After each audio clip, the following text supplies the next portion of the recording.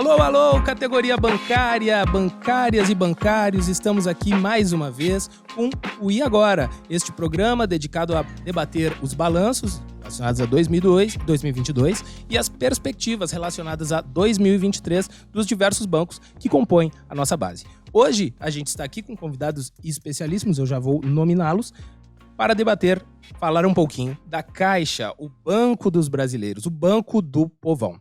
Estamos aqui hoje com ela, Sabrina Muniz, dirigente sindical da FETRAF-RS, Caroline Heidner, diretora aqui do Sindicato dos Bancários da pasta de Financeiras e Terceirizadas, e Tiago Vasconcelos, o Tiagão, diretor financeiro aqui do Sind Bancários. A Caixa, ela está num momento que ela respira novos tempos, porque ela está intimamente ligada ao governo federal, é um banco vinculado ao governo federal, e agora a gente teve mudança. Saiu Jair Messias Bolsonaro, entrou Luiz Inácio Lula da Silva. E com isso, muita mudança na Caixa. A Caixa está prestes a completar um aniversário de 162 anos. Sabrina Muniz, o que a gente pode esperar tanto dessa comemoração quanto, aos poucos, dessa nova Caixa que se descortina, se abre para os brasileiros? Então, né, boa tarde, Caio, todo mundo aí, né, o pessoal que está nos assistindo. A gente tem realmente agora, né, um novo momento na Caixa. A gente está festejando muito nessa passagem de ano. A Caixa está comemorando agora 162 anos e nesse dia vai ser a posse oficial da nossa nova presidente. Ela já foi empossada ontem, né, no Diário Oficial da União, foi publicado ontem e ficou marcada para quinta-feira, às 18 horas, lá na Caixa Cultural, a posse oficial da Rita. E nós aqui do Sind Bancários, né, a gente também vai comemorar, né, os 162 anos da Caixa. Então, vai ter bolo? Vai ter bolo, vai ter salchipão, vai ter música, uma festa bem alegre, né, para a gente comemorar esse novo momento da Caixa, né. Os colegas estão muito felizes, muito esperançosos, né, com a Rita assumindo, né. A Rita aí, nossa representante, né, dos funcionários no Conselho de Administração, agora assumindo aí, né, a cadeira principal da Caixa, e a expectativa é muito grande. Com toda certeza. Por falar em Rita Serrano, começar um pouquinho a falar de quem é Maria Rita Serrano, né? Foi presidenta do Sindicato dos Bancários do ABC Paulista entre 2006 e 2012, coordena desde 2015 o Comitê Nacional em Defesa das Empresas Públicas, também diretora na FENAI, participou do Conselho de Administração da Caixa desde 2014 e é mestre, né, formação acadêmica, mestre em administração e graduado em estudos sociais e história, com especialização em governança corporativa para conselheiros. Daí eu quero passar a bola para o Tiagão. Tiagão, o que a gente pode esperar dessa mulher que realmente ela estava de um lado da mesa de negociação, agora ela vai estar do outro? O que podemos esperar de Rita Serrano à frente da Caixa, Tiagão? Boa tarde, Caio. Boa tarde, Sabrina. Boa tarde, Caroline. Boa tarde às bancárias e bancários, a todos aí que estão nos assistindo. Primeiramente, né, saudar assim, a importância a gente estar conseguindo, né, vencer o nosso projeto aqui com esse programa. E falando da Maria Rita Serrano, eu acho que antes eu vou falando um pouquinho da minha experiência, né? Eu conheci Maria Rita Serrano no Conecef. Para quem não conhece a Caixa, não é da Caixa, mas falando para os colegas da Caixa, o Conecef é o espaço mais importante de discussão da nossa categoria, né? Então a gente começa organizando encontros estaduais, né, em todo o país, e desses encontros estaduais saem delegações para participar do encontro nacional, onde a gente discute a nossa pauta, os problemas, né, e buscamos construir esse processo depois de negociação, né, com a Caixa e também contribuir para a construção da nossa convenção coletiva. E eu conheci a Maria Rita Serrano nesses encontros nacionais, já tive, inclusive, a oportunidade de dividir com ela, né, a coordenação dos grupos temáticos, dos debates. Então, assim, uma pessoa muito comprometida, com muito acúmulo, né, já presidiu o sindicato do ABC, então tem uma vivência grande de movimento, uma história grande de lutas, né, uma mulher muito preparada, como você comentou aí o currículo dela, né, mas além de preparada e engajada. Então, com certeza a gente espera uma gestão muito melhor do que a gente já teve aí desde o golpe, né, na Dilma, né, então o período Temer, período agora que a gente quer esquecer, né, do inominável, mas por outro lado nós temos que continuar fazendo nosso papel, né, quem assumir a Caixa, é óbvio, vai ter um outro compromisso com a empresa e com certeza a Rita tem compromisso com a empresa, com o país, né, de trazer o desenvolvimento, justiça e igualdade social. Mas quando a gente discutir as questões das relações de trabalho com a empresa, bom, nós vamos estar em polos distintos, né? Mas com certeza a gente pode esperar muito respeito, né, o diálogo, e da nossa parte vamos manter o nosso engajamento, né, para fazer da Caixa ainda mais 162 anos, né, com muita força, muita saúde na empresa e alcançando e fazendo, né, um bom atendimento a todos os brasileiros e brasileiras. É um avanço, mas com toda certeza nada vai substituir a ação do movimento sindical, né? Em que pese a Maria Rita Serrano até outro dia estava, digamos, deste lado do balcão, né?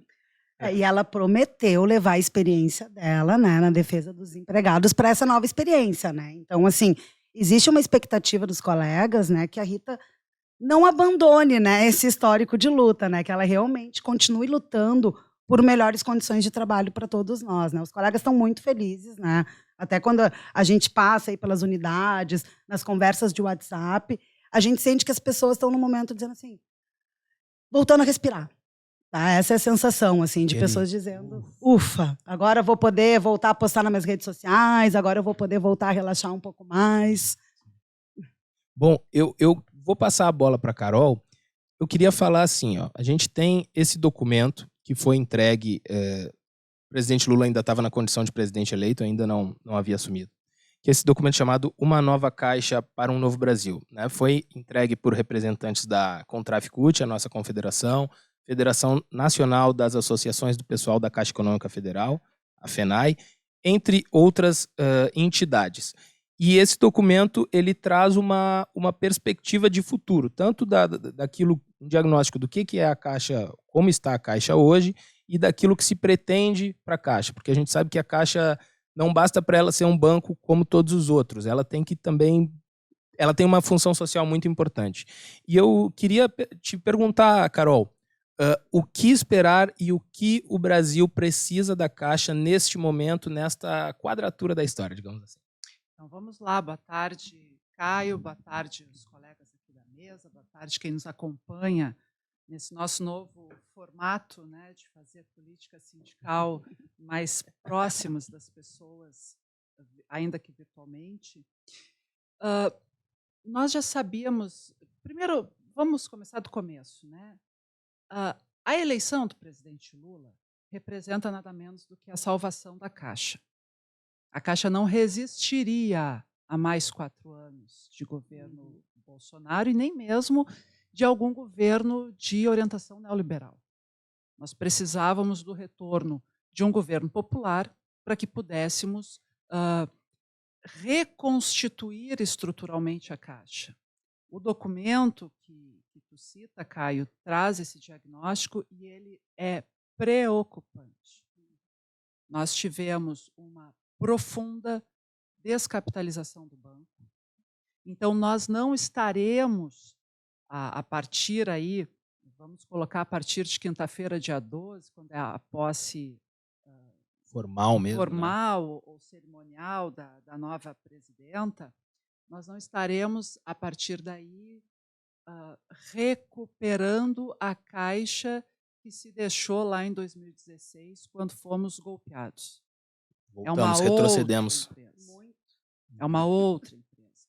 Em janeiro de 2019, eu publiquei um artigo já falando, naquela época, dos instrumentos híbridos de capital e dívida, não é? Os IHCDs, que foi uma opção legítima de capitalização dos bancos públicos, dentre os quais a Caixa, para atendimento de Basileia III.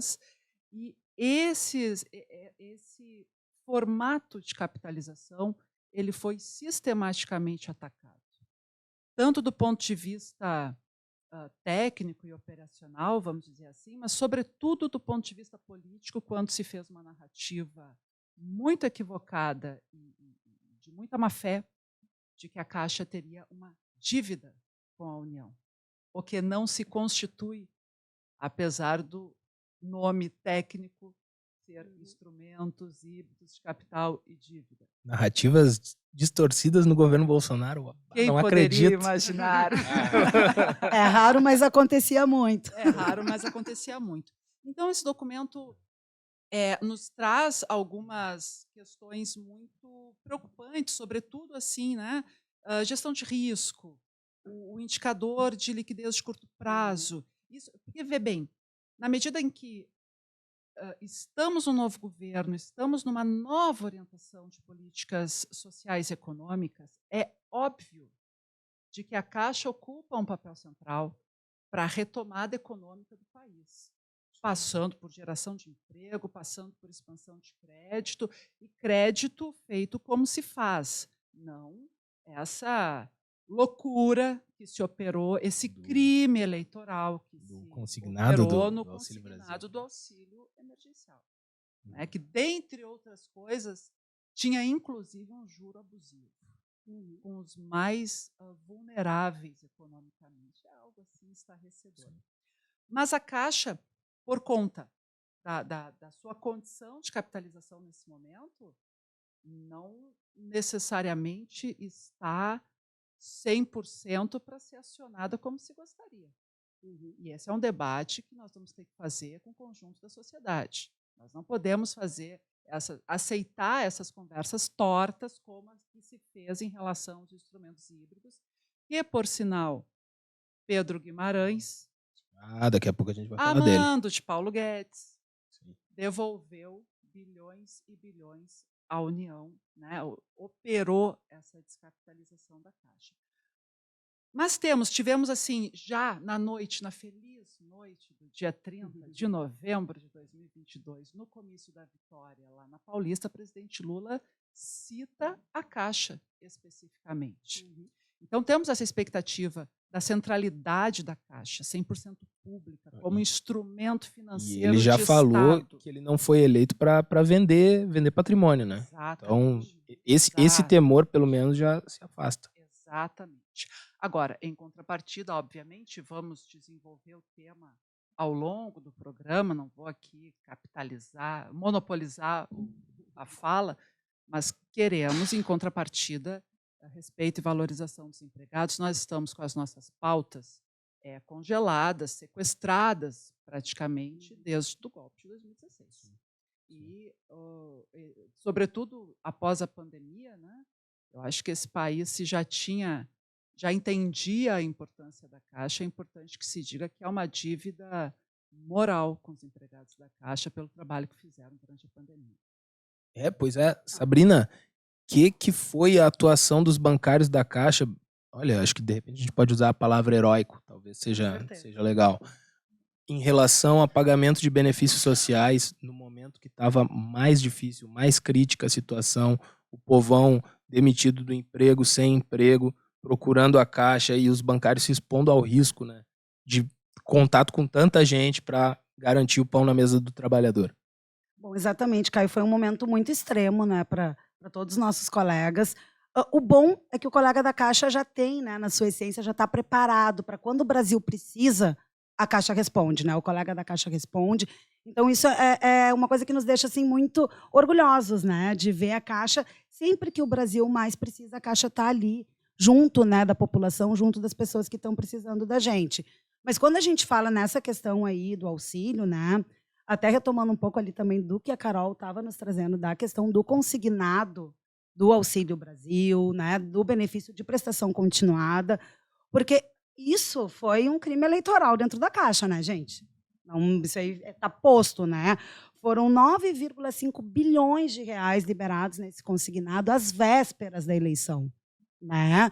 Então, assim, que nem a Carol disse, com juros exorbitantes, sem respeitar a lei das estatais, né? A gente teve aí 1 em cada 6 beneficiários tiveram acesso a essa linha de crédito, tá? Comprometendo em torno de 40% da sua renda. Então, a gente já teve até agora no início do ano, né?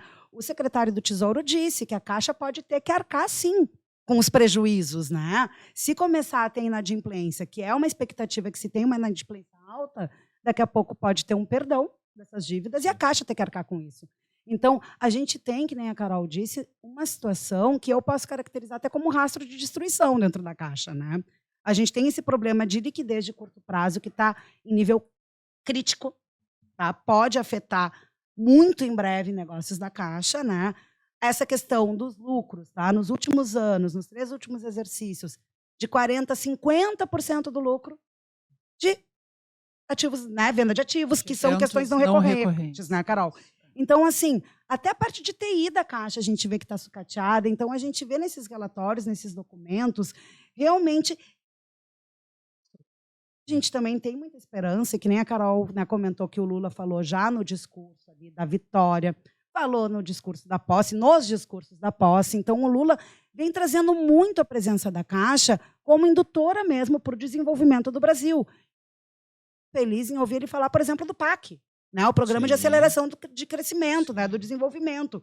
Porque ali o que a gente tem? A gente tem investimento em infraestrutura, mobilidade urbana, saneamento, coisas que o Brasil precisa. Isso gera emprego e renda, inclusive. Com toda certeza, faz a roda da economia girar, né? E o Lula, não de agora, daí de praticamente a história política dele, ele vem sempre nessa toada de colocar o pobre no orçamento, fazer a economia girar, que todo mundo tendo uma renda um pouquinho maior vai dar para todo mundo consumir um pouquinho a mais. E daí eu aproveito para puxar um pouco pro Tiagão aqui. Tiagão, a gente pode contar com a Caixa, imaginamos que possamos, né, nessa nova gestão, mais uma vez, para Minha Casa Minha Vida, sobretudo nas faixas mais baixas, né, de renda menor, financiamentos, quantidade de obra pública que a Caixa financia em todo o Brasil. O que acha, Tiagão, que a gente pode contar com a Caixa em matéria de políticas públicas nessa nova gestão? Olha,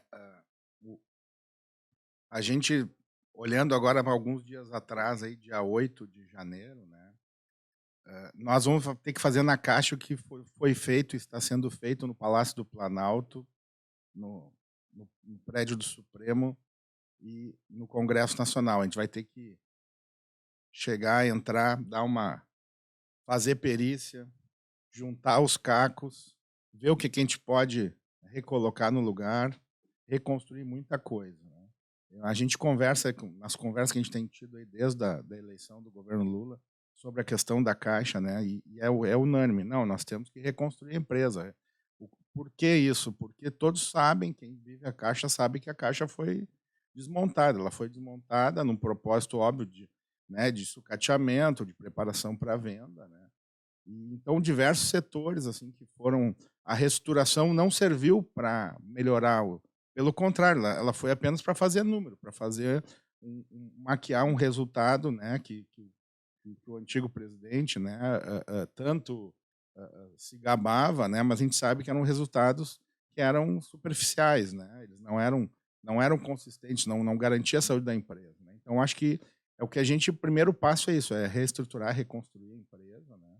E com certeza a gente vai ter que trabalhar muito, né, porque a questão dos recursos, né, a gente tem assim o FGTS, né, as políticas anticíclicas, né, que o governo Temer e o governo do Bolsonaro fizeram, assim, no intuito de injetar dinheiro na economia, não foram suficientes, né, exauriram as reservas dos trabalhadores. A gente sabe que boa parte dos recursos que foram sacados foram parar nas instituições financeiras pagando dívida, então não gerou atividade econômica, né? Ou então supermercado, aquela urgência, né, de exatamente, tem que comer, cara. E, infelizmente ampliou a desigualdade social, porque os trabalhadores desempregados, aqueles sem recursos, os valores, né, os seus recursos foram transferidos para os grandes detentores da riqueza do país, né? O setor mais forte, que é o que a gente enfrenta, né? Nós bancários, olha, a gente pegar aí os trabalhadores das indústrias no século XIX, século XX, né? Hoje, assim, toda a luta ela é dura, né? Mas, assim, do ponto de vista da força dos seus patrões, né? Da classe patronal, a nossa categoria é pior, porque os banqueiros eles têm o poder econômico, poder jurídico, né, influenciam, fazem lobby, né, manipulam a opinião pública no sentido, né, da construção da opinião, né, nesse sentido, colocando aqui. É um Davi Golias eterno, né? E só para concluir, então, nesse sentido, a gente vai ter que trabalhar muito e não vai ser num curto prazo essa retomada. A gente vai ter, eu acho, um bom tempo para arrumar a casa, né? E assim como o SUS, né, que estava sendo preparado para o serviço ser prestado para o setor privado, A ironia do destino é que a pandemia salvou tanto a Caixa quanto o SUS. Diga lá, Carol. Não, Caio, tu citou aí esse mantra do presidente Lula, incluir o pobre no orçamento. E nós que somos da Caixa, vivenciamos, né, esses primeiros governos... Empregados da Caixa, né? Empregados que dizem. Empregados da Caixa. E empregadas. É isso aí. Empregados e empregadas. A gente vivencia exatamente isso no nosso cotidiano. Então tem essa dureza, porque trabalhar na Caixa não é mole. Não é mole. É muito duro trabalhar na Caixa. Inclusive nos momentos de expansão das políticas sociais, porque nós somos a ponta do processo. O volume de gente e quem atende é o volume bancário. de gente, de processos, de responsabilidades, de novos produtos, atividades, novos normativos que nós temos que dominar. É duríssimo, mas é uma das coisas mais belas que a vida nos deu. Pelo menos para mim, trabalhar na Caixa tem essa dimensão de ver o social passando sobre nossos olhos. Então, acho que colore a nossa esperança essa expectativa de retomada de políticas públicas, de o pobre estar no orçamento, de haver uma elevação do nível de renda. E queremos ver muito investimento em saneamento, muito investimento em habitação, muito investimento em infraestrutura. E eu não posso deixar de puxar a brasa para a habitação, que é meu chão. A gente aqui nessa vida de dirigente liberado, e eu uma saudade imensa do CIASSE, assim. Ai, que saudade do meu CIASSE. Mas, porque quando tu falou no faixa 1 do Minha Casa Minha Vida, da habitação, né, que é uma das coisas mais geniais tu fazer investimento em habitação num país que tem um déficit habitacional imenso, um desemprego imenso e uma mão de obra que, às vezes, não é tão qualificada quanto se gostaria. E essa é uma cadeia produtiva sensacional, tanto do ponto de vista dos empregos que gera, do problema que resolve, Claro. produz unidades habitacionais que não existem, que existe um déficit, e, ao mesmo tempo, também a cadeia de produtos, que você vai comprar desde o cara lá, ali na beira do rio, que draga areia, Sim. até Tomada, tintas, solventes, elétricos, tudo. Tu emprega do servente de obra ao engenheiro. É uma indústria gigante, né? Uma cadeia produtiva gigante e que movimenta com muita rapidez a economia, e a Caixa é central nessa retomada de geração de emprego e renda, sobretudo através da habitação. Com toda certeza. Queria, assim, a gente fala lá de Brasília, mas também fala aqui da nossa aldeia aqui de Porto Alegre. Queria fazer a pauta andar um pouquinho, comentar um caso de assédio moral que a gente teve ao longo de 2022, que foi importante aqui na nossa atuação no sindicato. Vou ler aqui um pouquinho a notícia. Sindibancários cobra a postura da Caixa sobre denúncias de assédio moral. Essa notícia está no nosso site completíssimo, site top pra caramba, 7 de outubro de 2022. Sindicato protocolou ofícios pedindo reunião com Superintendência do Banco em Porto Alegre para falar também sobre prática de ranqueamento paralelo. Após graves denúncias de assédio moral na Caixa, o Sindibancários protocolou um ofício da Superintendência Regional em Porto Alegre, pelo qual solicita uma reunião com o banco e providências imediatas sobre os relatos. O sindicato recebeu dezenas de denúncias de assédio moral, pelas quais os colegas apontam uma prática institucionalizada de gestão violenta, com assédio moral, cobranças excessivas e agressivas, uso de linguagem de baixo calão, ameaças, discursos com conotação sexista e homofóbicas, além de outras condutas incompatíveis com a postura esperada de gestores. Tiagão, que coisa triste. Vai ano, volta ano e a gente continua. Isso aqui não é só Caixa, isso é Banrisul, é Banco do Brasil, é Santander, Bradesco, todos falando em assédio moral. Bom, a gente, ao longo da história, né, da categoria bancária, a gente viveu um período onde o esforço físico, a digitação, né, a falta de mobiliário com ergonomia, gerou um adoecimento muito grande na nossa categoria, mas mais voltado ao nexo da questão do adoecimento pela doença ergonômica, derivado, né, da falta de ergonomia no mobiliário, né, trabalhos muito repetitivos, né, exato, mecânicos. Distúrbios osteomusculares relacionados ao trabalho. Tá fera aí, meu. E a partir da ação sindical, né, e do avanço da própria tecnologia, né, muita pressão, obviamente, muita pressão dos movimentos sindicatos, trabalhadores, trabalhadoras, o setor foi obrigado a qualificar essa questão, né? Veio a automação bancária, né? O trabalho de digitação foi reduzido. E a gente migrou para um outro adoecimento muito grande, que é o adoecimento mental. Ele é fruto muito das práticas de assédio moral, né? A pressão para a venda, né? Uma série de fatores, né? A ameaça da perda do emprego, a falta de condições de trabalho, né? Ou a função, exatamente. Então, a gente tem esse fator, né? E o assédio, infelizmente, virou a ferramenta de gestão, né? E esse é o grande enfrentamento que nós fazemos. O assédio não é ferramenta de gestão, né? Nós temos uma luta muito grande, já de muitos anos, né? O sindicato também ele é importante nessa área. A gente trabalha muito a questão da saúde, mas não só o sindicato, a categoria como um todo, né? Nossa confederação, as federações, sindicatos em todo o Brasil. E se não é pior, é por conta da força das nossas entidades, né? Então, infelizmente, o que a gente enfrenta aqui acabou sendo também fruto de uma política de gestão de um governo que é um governo do absurdo, né? Um governo troglodita. E, na verdade, as pessoas olhando o chefe máximo, o exemplo do chefe máximo se vem naquele... Vem quase que em cascata, né? Exatamente, se vem legitimados a tomar esse tipo de postura. E eu diria que até, na verdade, nesse momento, assim, a sensação é que quem tinha algum traço, assim, né, de alguma gestão assim, um pouco mais violenta, se sentiu totalmente autorizado a tirar isso para fora do armário. Botou as garrinhas para Não fora. é? Tipo assim, Estimulado e autorizado. Estimulado e autorizado, não é? Então, assim, antes as pessoas tinham vergonha de cometer algumas coisas que daqui a pouco pararam de ter vergonha. Eu sonho que as pessoas voltem a ter vergonha de cometer esse tipo de ato, de assediar os colegas, sabe? É um absurdo. Os colegas estão realmente muito adoecidos, que nem o Tiagão começou a falar, justamente por essa pressão toda em cima dos colegas. Tá muito difícil trabalhar na Caixa, além que está faltando gente, né?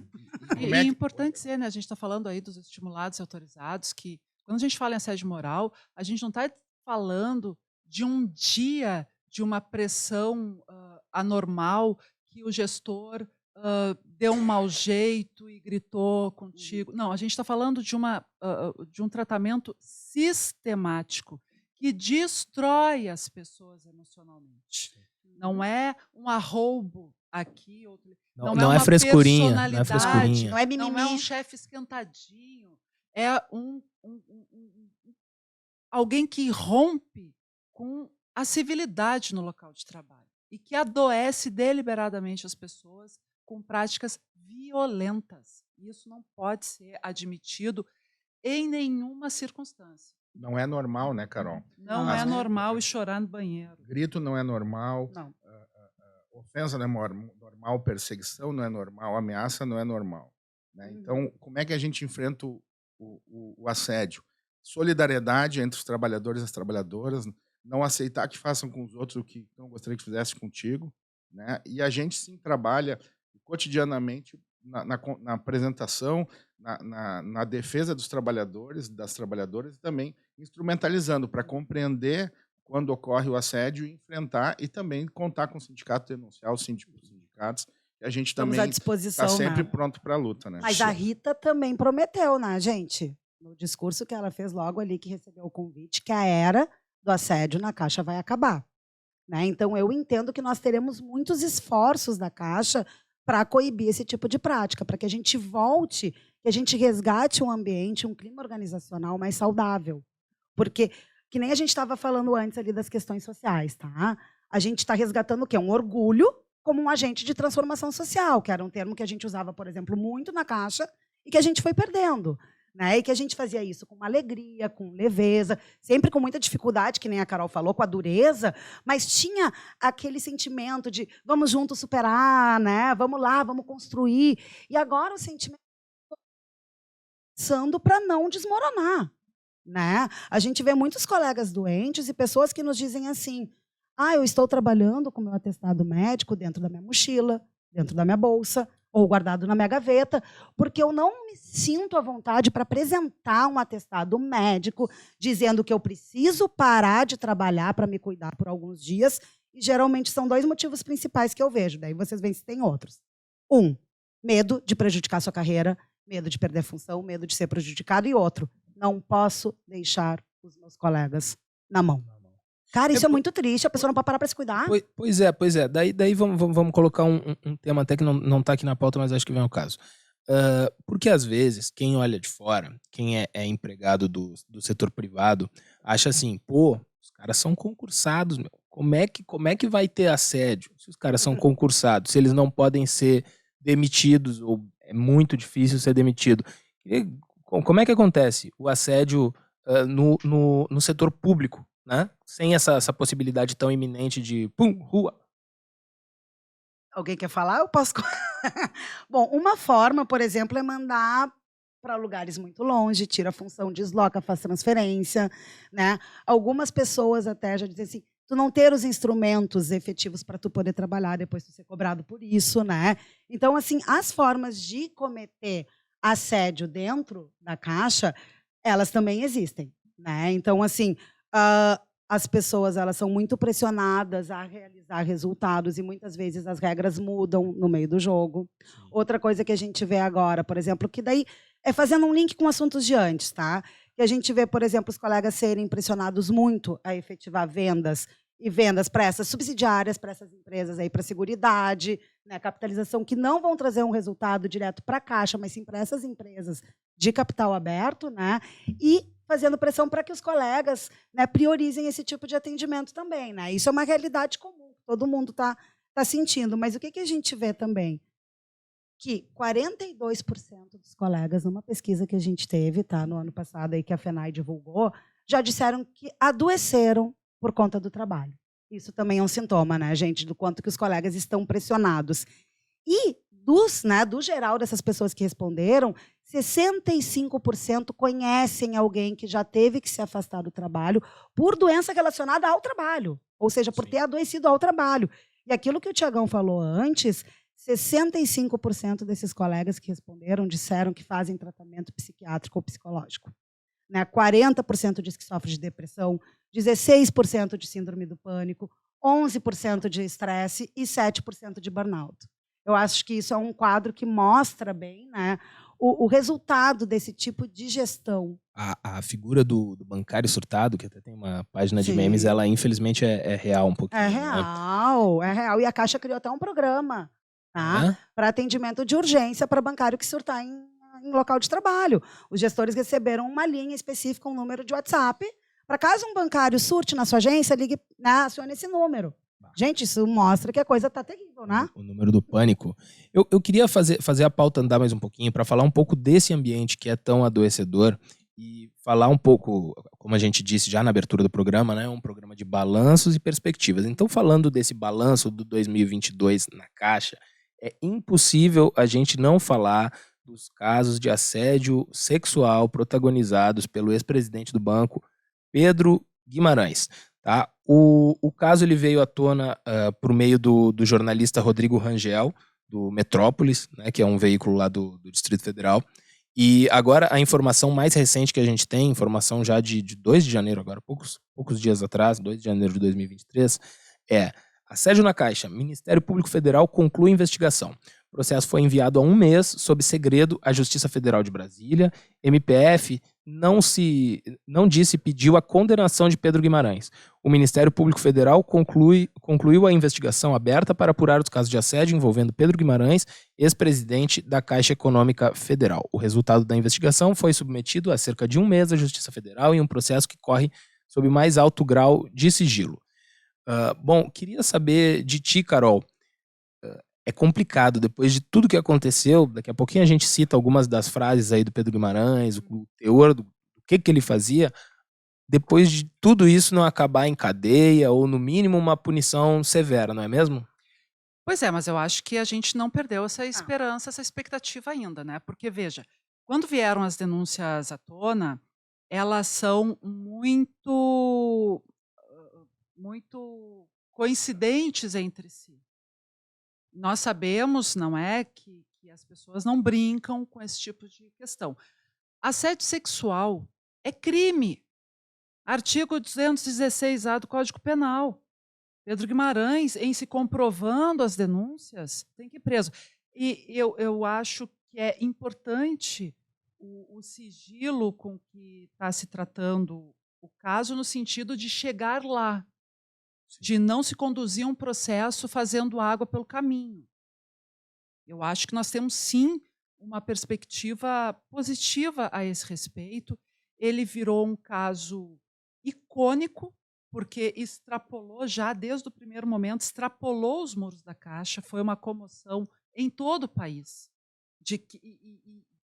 Me parece também que revela um certo amadurecimento da sociedade como um todo, que se a gente voltar uma ou duas décadas atrás, seria classificado como hoje se diz um mimimi ou coisa do gênero, né?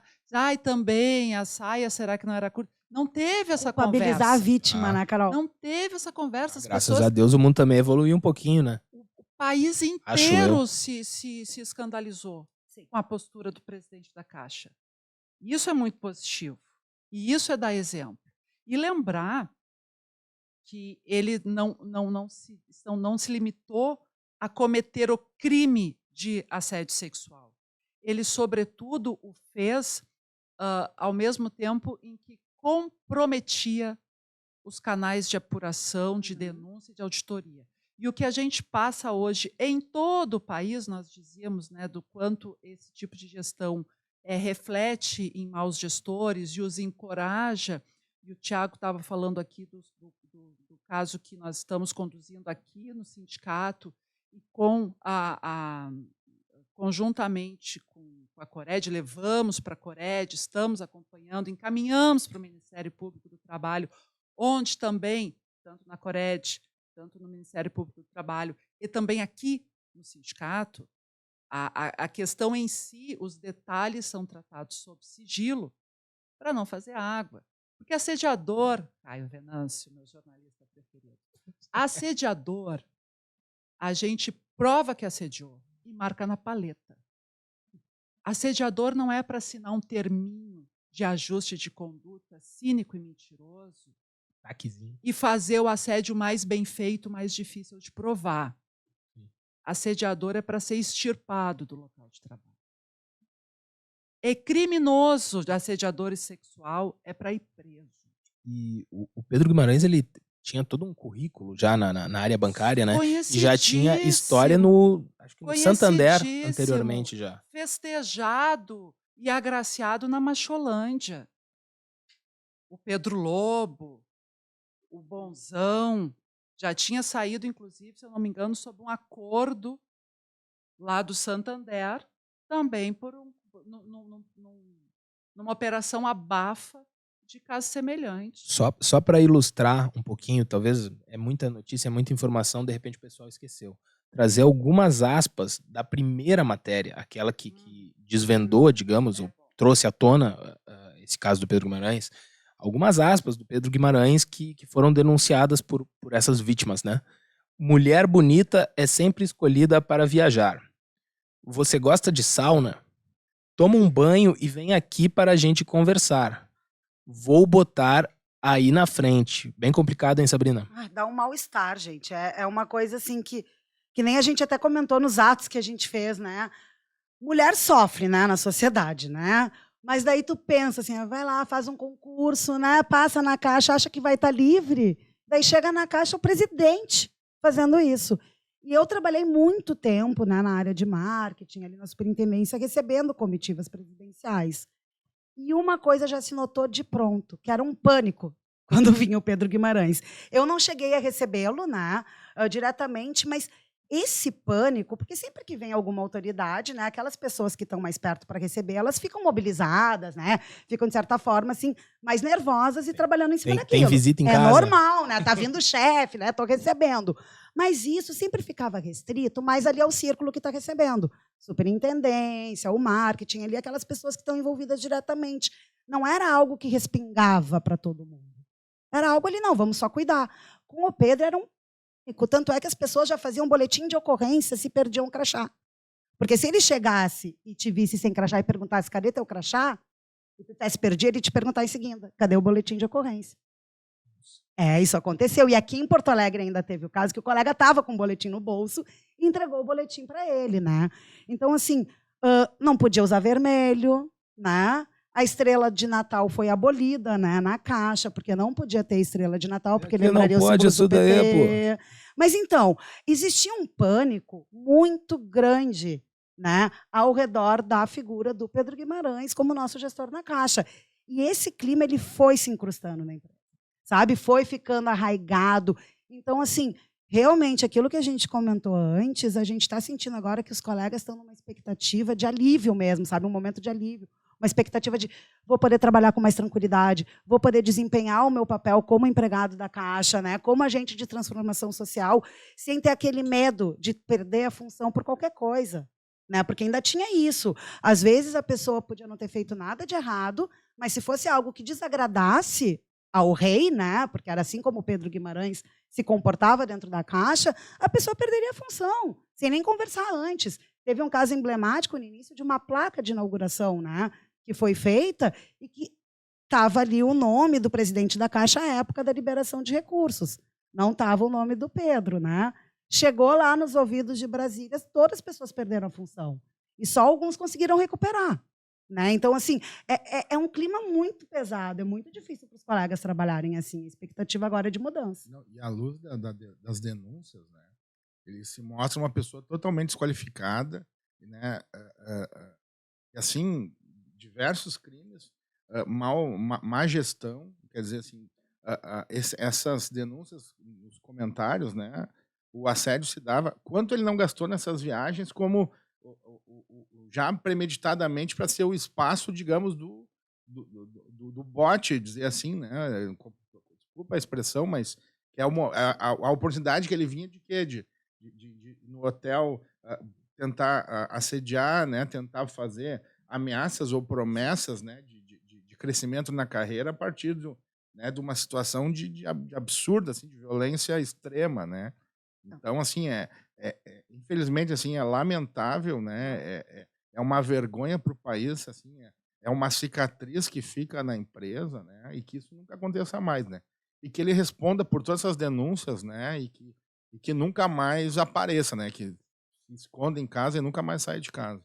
Só para pegar mais um ganchinho dessa história ainda, né?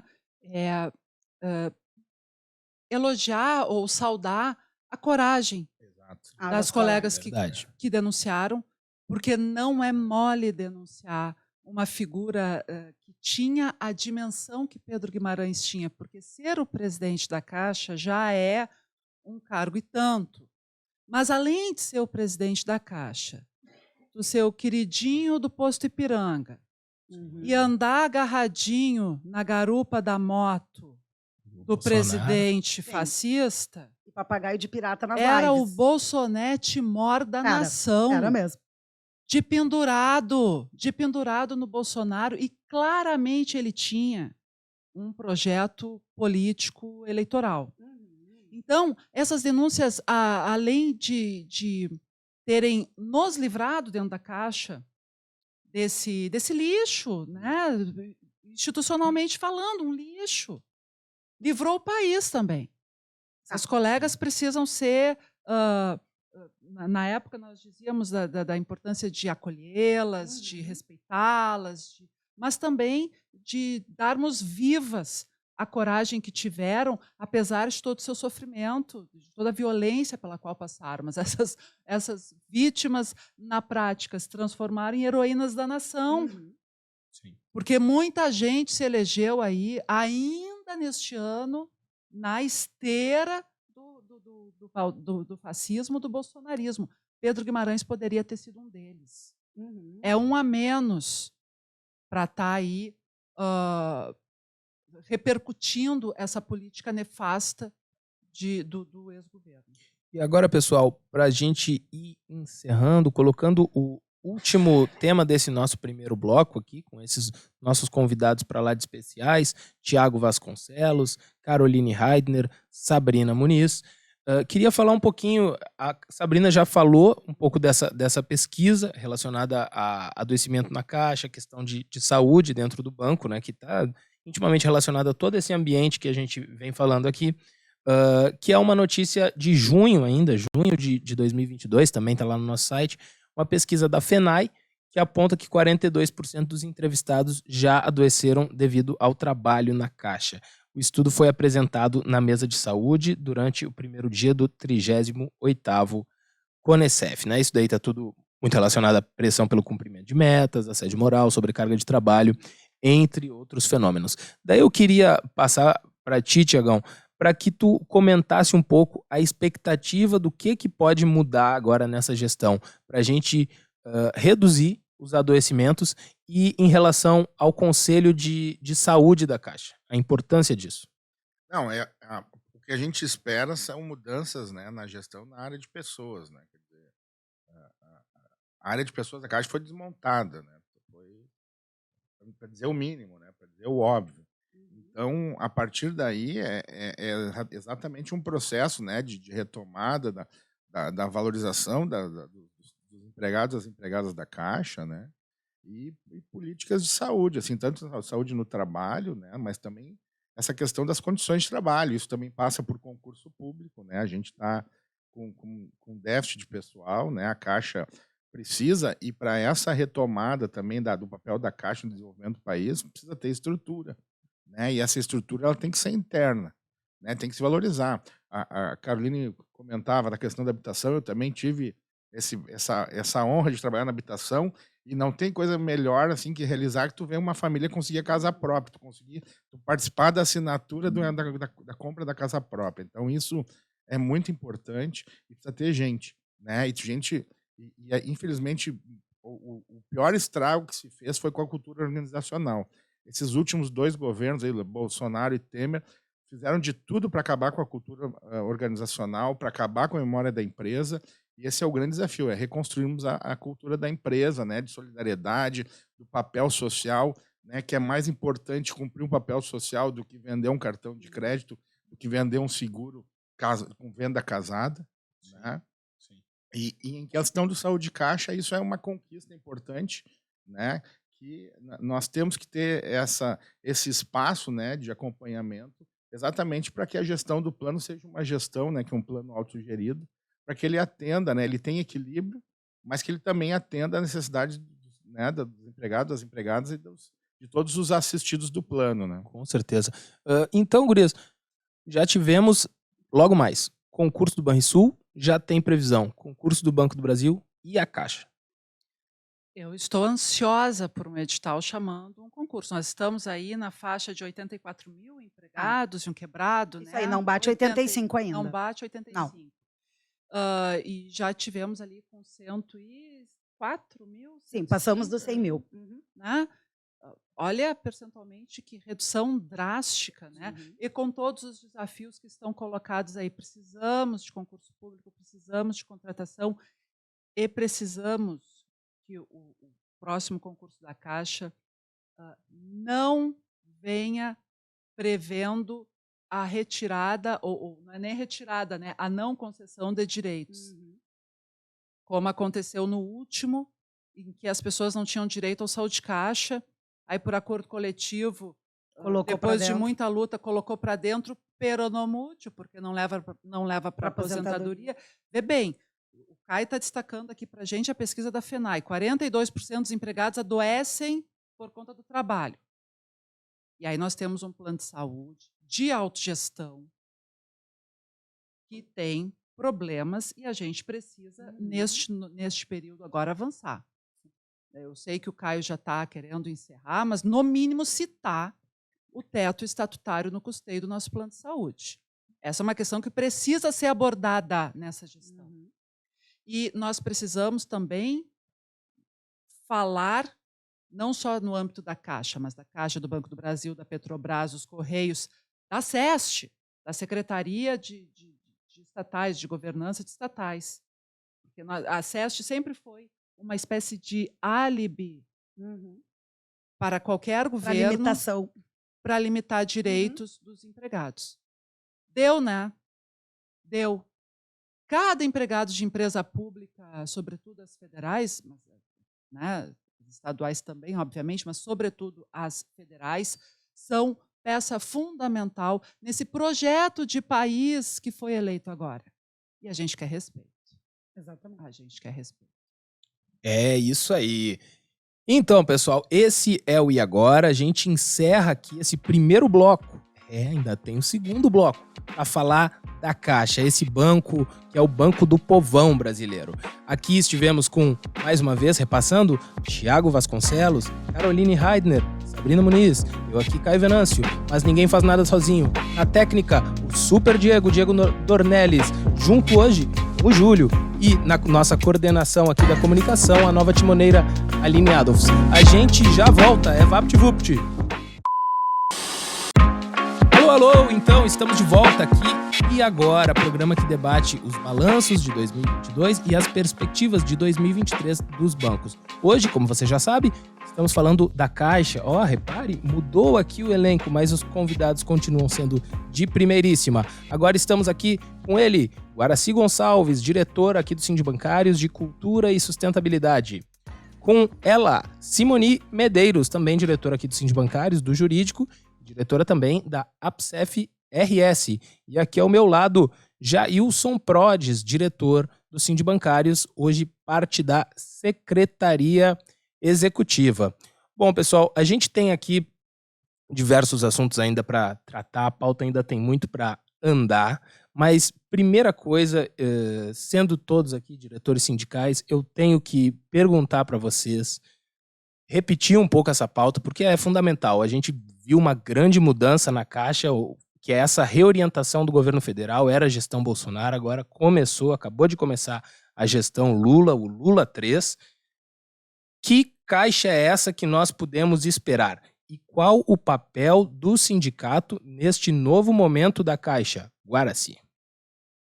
Bom, eu acho que a Caixa, a gente precisa reconstruir o país, né?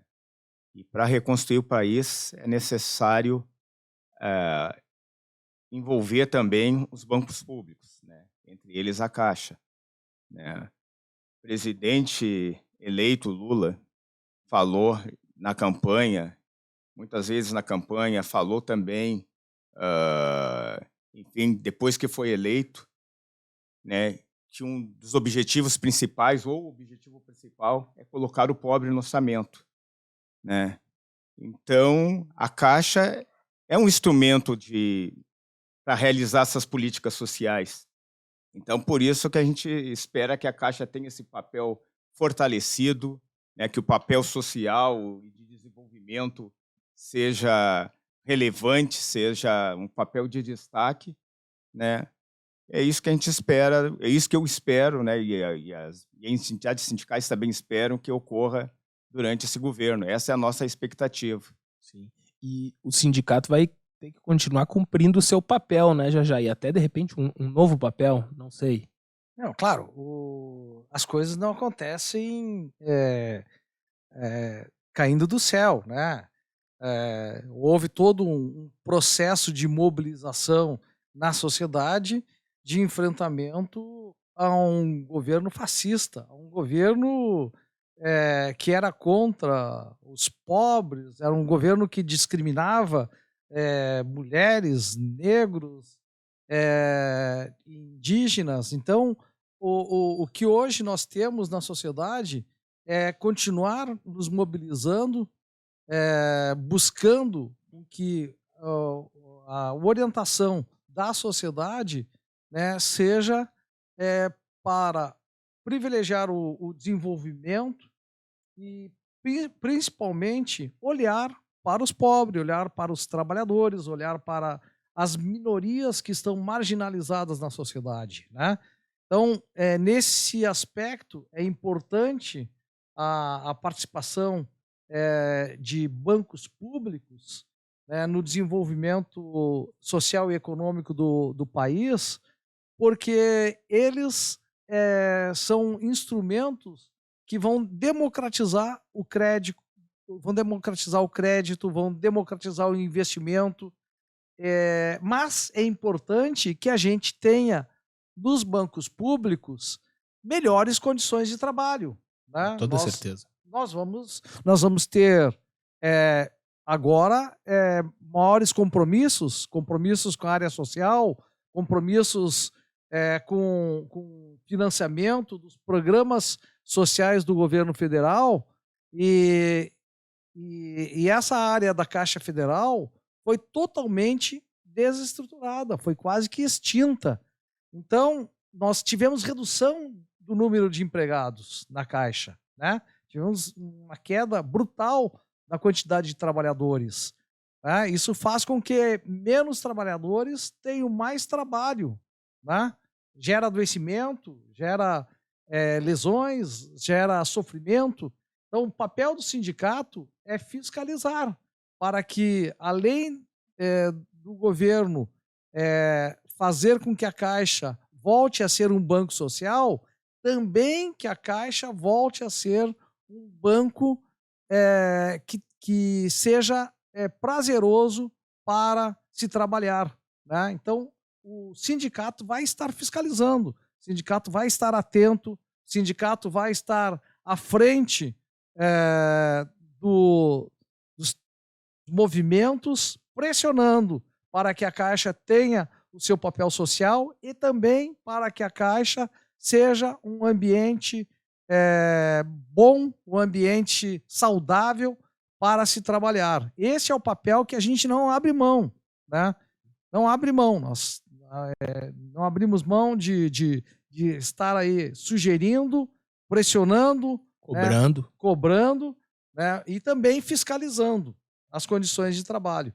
Isso aí é o papel do sindicato. Se o sindicalista não fizer essa sua função, né, então troca o sindicalista. Né? Troca o sindicalista. O sindicalista tem que sindicalizar. Né? Cada um nas suas funções. Governo governeia, sindicato sindicateia. É por aí, Simone? É por aí. E a gente viu muita coisa nesse tempo que a gente está aí trabalhando, pandemia e tudo, o sofrimento dos nossos colegas. Né? O colega, a gente sabe que o colega, a gente tem aquele sentimento pela Caixa, a gente como bancário da Caixa, a gente sabe que a gente tem um papel importante, a gente sabe, como a colega falou mais cedo, como é prazeroso entregar uma chave de uma casa própria, né? Resolver o problema do colega que está do cliente que está sofrendo ali, precisando de uma ajuda. Mas a gente perdeu um pouco esse orgulho de ser da Caixa pela pressão. É muita pressão, gente. Assim, agências que tinham 7, 8 caixas, tem 2. Então, e 2 caixas atendendo caixa, atendendo um atendimento expresso, se virando em 1000 dentro da Caixa. Né? Esse governo fascista acabou com a função de Caixa. Enfim, E chegou até uma perseguição política, né? Não pode postar na rede social, não pode isso, não pode aquilo. Né? A perseguição política de até não poder usar tapete vermelho. Nós tivemos um caso quando nós tivemos... Nem roupa, que é uma coisa pessoal. É muito interessante o que nos aconteceu nesse sentido, que nós estamos depois vamos falar sobre o Agiliza. Nós fomos numa reunião com a superintendência, tudo ok, a gente na reunião não percebeu nada demais, mas na reunião pós-eleição, após a vitória do Lula, eles nos trouxeram balinhas vermelhas que antes eram proibidas. Até balas. Até as balas não podiam ser vermelhas. Então, acredito que só era liberado, acho que bala de revólver naquela. Pois é. Bom, né? Não vamos longe. E essa é uma preocupação. O sindicato, como eu digo, a gente vai estar tensionando sempre para que o direito do trabalhador seja respeitado. É o nosso dever, é o nosso cuidado, é muito importante. Nós passamos por algumas situações de melindre dos colegas, por problemas dentro da agência, e a gente foi o alento desses colegas. Isso é muito gratificante. É muito importante esse nosso papel, e independente de quem esteja no governo, a gente sempre vai tensionar pelos direitos do trabalhador. Nós vamos estar trabalhando em duas frentes, né? Uma frente que é fazer a defesa dos direitos do trabalhador, né? Brigando ali por melhores condições de trabalho.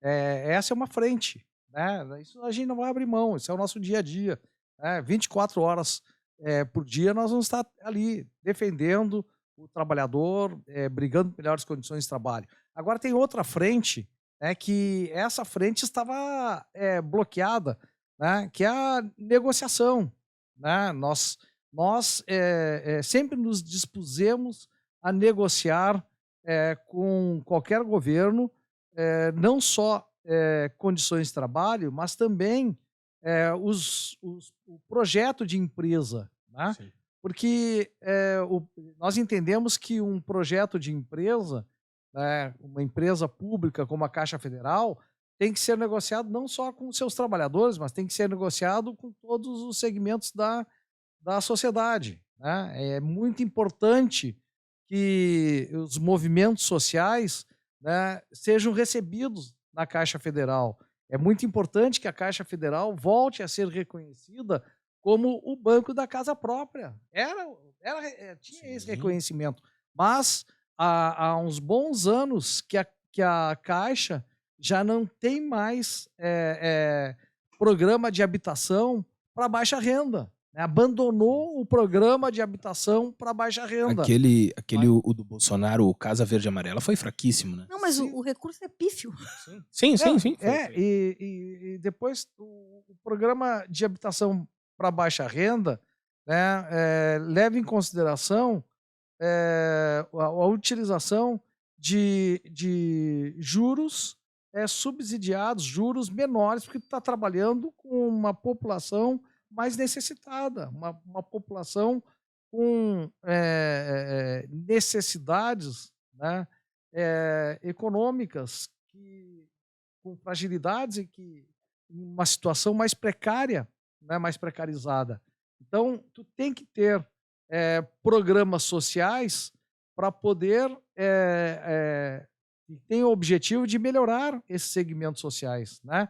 Então, por isso que a gente sempre pergunta, qual é o papel de um banco público? Qual é o objetivo? Qual é a finalidade de um banco público? Né? Se a gente sair perguntando aí na rua fora, a maioria das pessoas não sabe dizer o que faz um banco público. Agora, se tu perguntar qual é o objetivo de um banco privado, pode sair na rua aí. Né? Pergunta, qual é o objetivo de um banco privado? Todo mundo vai dizer, é lucro. Ganhar dinheiro. E todo mundo diz, está na ponta da língua. Né? Qual é o objetivo de um banco privado? É lucro. Agora, de um banco público, qual é o papel de um banco público? Eu acho que o papel do banco público é fazer tudo aquilo que o banco privado não faz. Né? O banco privado, por exemplo, a gente não encontra um banco privado nas periferias, né? Naquelas regiões mais remotas, né? Nos pequenos municípios, né? Então, eu acho que esse que é o papel, essa é a razão de existir de um banco público. Financiando a habitação popular, a gente se o nunca vê banco o privado. público se aproximar e fazer as mesmas tarefas, ou tiver a mesma finalidade dos bancos privados, então não vai ter mais razão de existir um banco, né? Um banco público, né?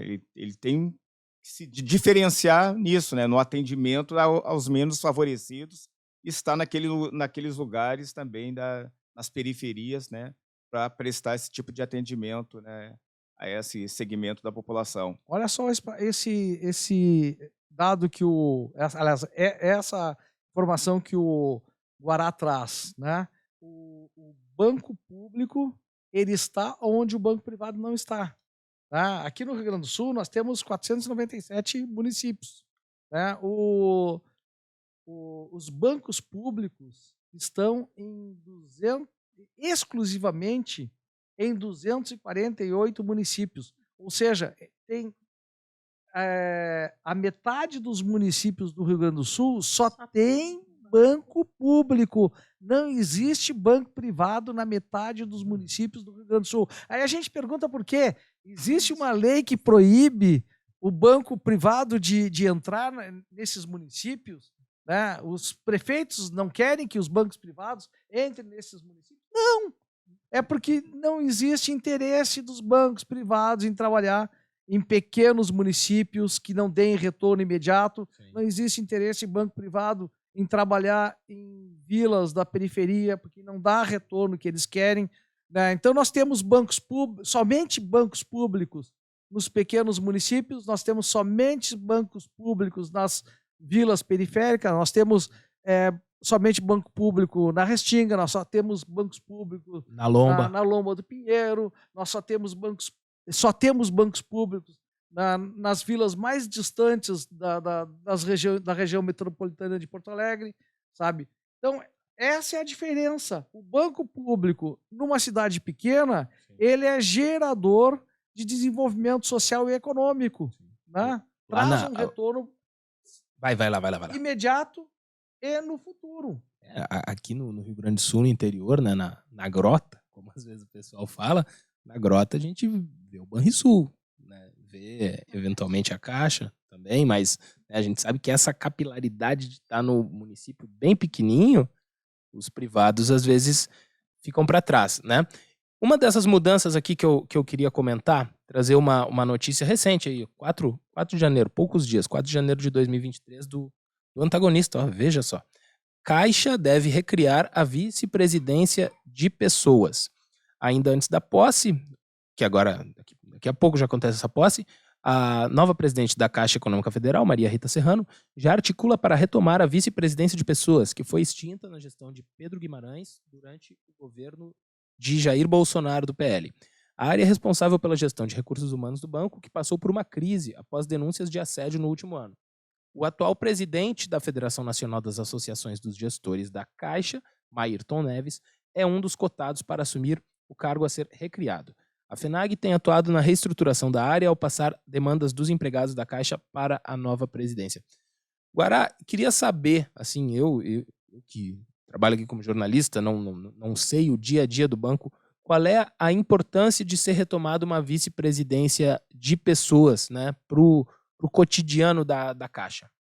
A minha expectativa, o ponto fala sobre a expectativa em relação à vice-presidência de pessoas, eu acho que as entidades sindicais, eu acho que é o nosso maior anseio, né, em relação à vice-presidência de pessoas, é que se restabeleça o diálogo.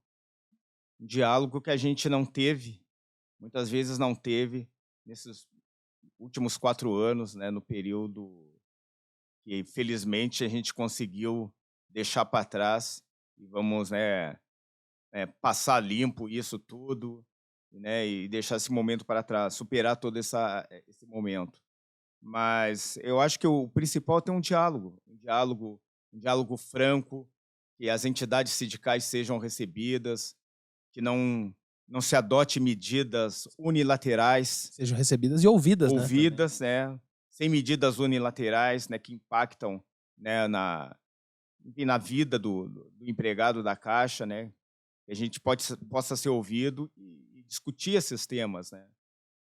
Por exemplo, nós temos mesas de negociação permanentes para tratar de várias pautas, né, de assuntos que ficam pendentes, né, enfim, de mesa de negociação anterior. Aqueles que vai ano, vem ano, eles seguem, né? Exatamente. Então, a gente quer que seja uma mesa de negociação efetiva, sabe? Sem aquela enrolação, né?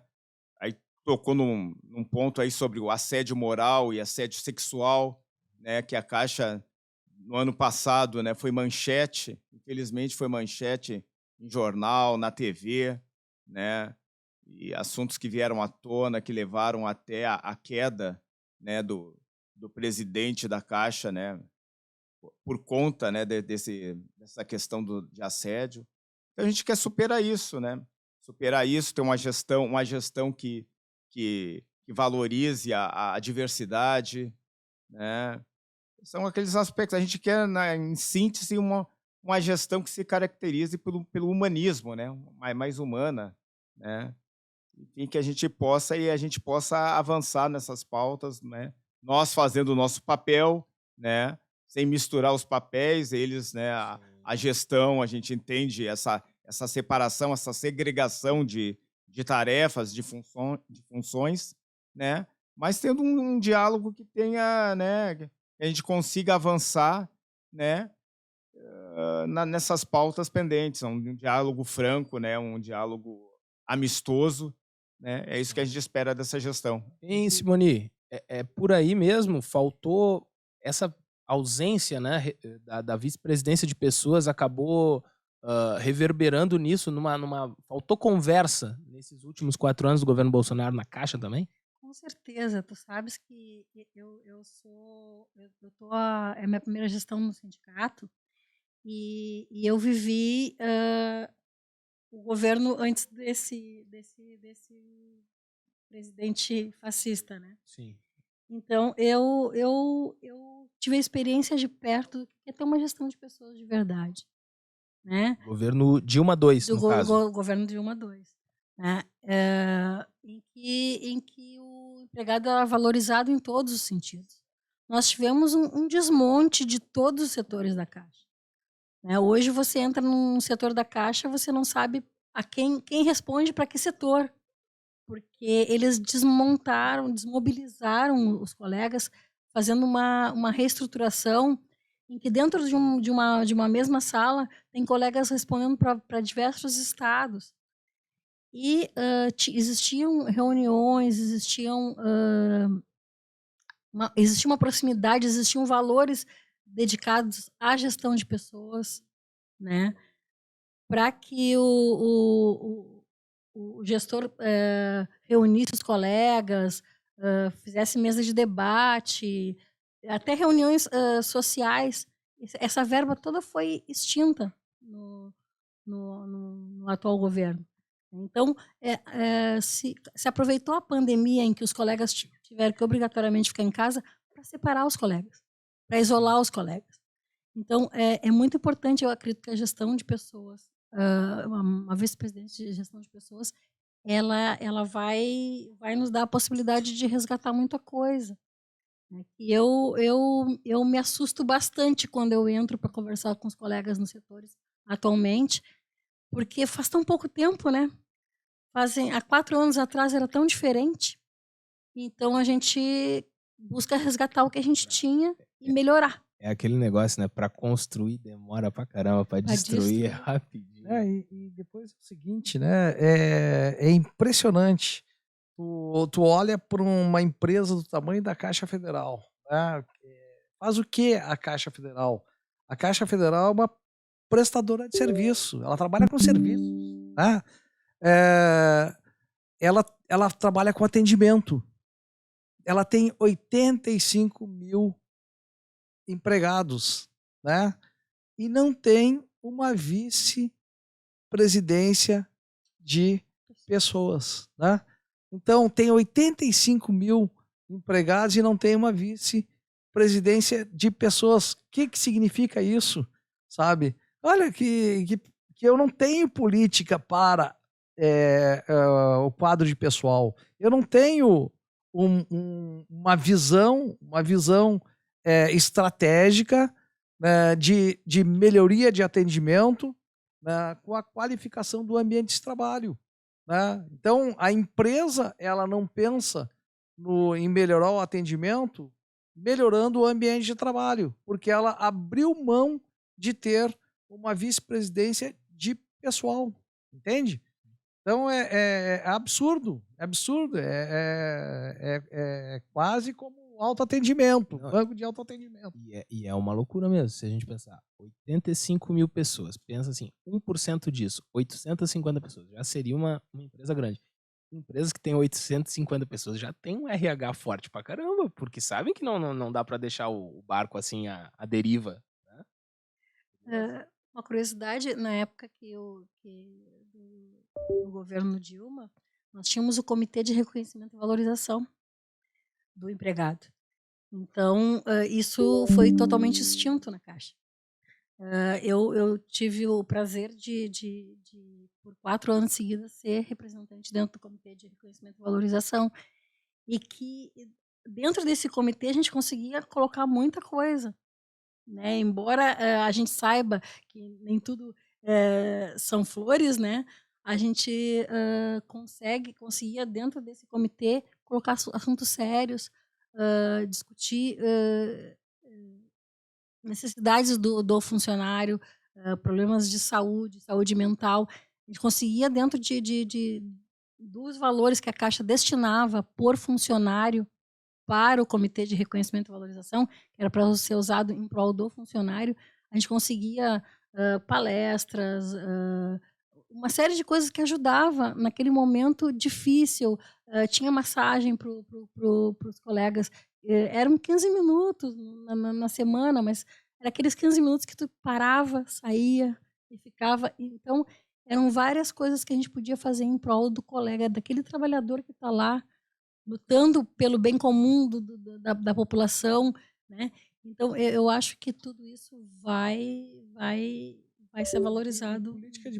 Política de pessoas trabalha também com regulamento de pessoal, né? Tu tem que ter um regulamento de pessoal. Tu imagina ter 85 mil pessoas e não ter regulamento de pessoal, né? As pessoas precisam se orientar, serem orientadas, tu precisa de formação, né? Senão vira bagunça, né? Tem que ter formação, né? Tem que ter formação, qualificação, tu precisa ter trabalho de ambiência, são inúmeros ambientes de trabalho. Nós temos agências dentro de barco na Amazônia, nós temos agências diferentes, em diferentes ambientes de trabalho. Então, também em diferentes culturas, né? Eu me recordo que num determinado local do Brasil, né, as pessoas vinham para ser atendidas na agência, era uma comunidade bastante distante, eles vinham de barco para aquela agência e quem chegava ali estranhava, né? Chegava na porta da agência, tinha uma fila assim de tijolos, tinha mais ou menos uns 40 tijolos. E aí um dia um colega que estava visitando a agência lá, né, perguntou para o gerente qual era o significado daquela fila de tijolos ali. Aí ele explicou que era a cultura lá da localidade, as pessoas, cada um tinha o seu tijolo, né? Então deixava o seu tijolo marcando seu lugar na fila, iam fazer outras coisas, né? Porque moravam muito distante, tinham muitas coisas para fazer na cidade, deixava ali marcando o lugar na fila para serem atendidos na agência. Grande esse Brasil. É uma cultura daquela localidade ali, né? E a Caixa está em todos os lugares. Tá em todos os lugares. Então, não adianta, tu tem que ter, né, uma vice-presidência de pessoas, né? Porque são as pessoas que vão dar um atendimento qualificado, são as pessoas que vão estar à frente, são as pessoas que vão estar representando a Caixa, né? Agora, um banco que abre mão de uma vice-presidência de pessoas, o que ela está acenando na realidade? Né? O que ela está acenando para a sociedade? O que ela está acenando para os clientes? O que ela está acenando para os próprios funcionários? É que ela está um pouco se lixando. Sim, tá nem aí. Tá nem aí, né? Uhum. Tô nem aí. Quer virar música.